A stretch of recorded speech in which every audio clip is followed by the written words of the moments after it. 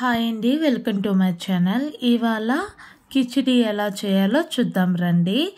First కిచిడికి కావాల్సిన వస్తువులన్నీ cut చేసి పెట్టుకున్నానండి. ఫస్ట్ స్టవ్ మంటేసుకొని కుక్కర్ పెట్టుకున్నానండి. కుక్కర్ హీట్ అయ్యాక 5 టేబుల్ స్పూన్ ఆయిల్ వేసుకొనేసి ఆయిల్ హీట్ అయ్యాక 1 టేబుల్ స్పూన్ ఆవాలు, 1 టేబుల్ స్పూన్ జీలకర్ర వేసుకుంటున్నానండి.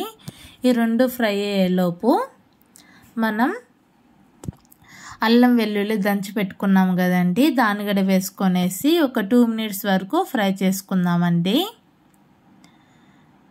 ఇలా ఫ్రై అయిన తర్వాత మనం 3 పచ్చిమిర్చి కట్ చేసుకొని వేసుకుందామండి.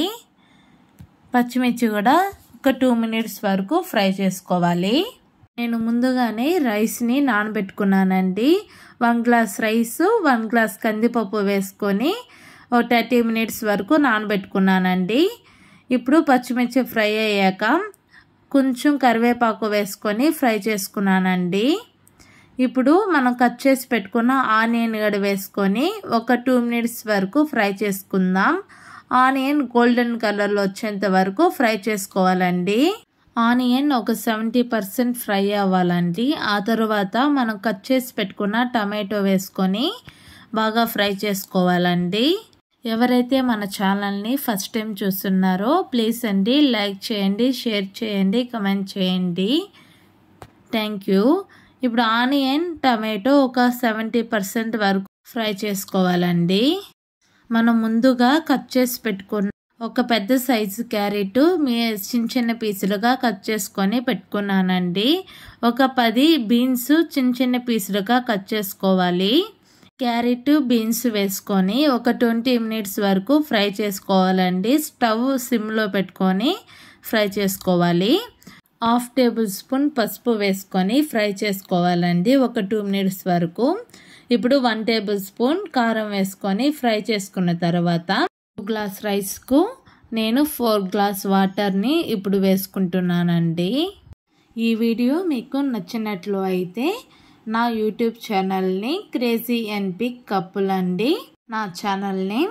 ఇప్పుడు 4 గ్లాస్ వాటర్ వేసుకునేసాక 1 టేబుల్ స్పూన్ సాల్ట్ వేసుకుంటున్నానండి. నేను ముందుగా క్యారెట్, బీన్స్ ఫ్రై చేసుకునేటప్పుడు 1 టేబుల్ స్పూన్ సాల్ట్ యాడ్ చేసుకున్నానండి. ఇలా వాటర్ మరుగుతున్నప్పుడు కొంచెం కొత్తిమీర వేసుకొని ఫ్రై చేసుకున్న తర్వాత మనం ముందుగా కడిగి పెట్టుకున్న ఇందులోనే కొంచెం కొత్తిమీర, పుదీనా వేసుకొని ఒక 2 మినిట్స్ వరకు బాయిల్ చేసుకోవాలండి. వాటర్ని మనం కడిగి పెట్టుకున్న రైస్ని కూడా ఇందులో వేసుకొనేసి ఒక 2 మినిట్స్ వరకు మొత్తం కలుపుకోవాలండి.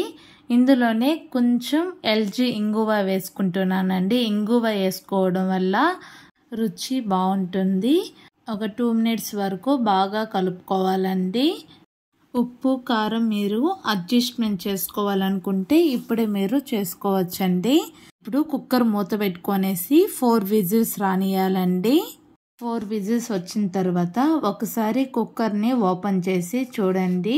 1 టేబుల్ స్పూన్ గీ యాడ్ చేసుకొనేసి మొత్తం ఒకసారి కలబెట్టుకుందామండి.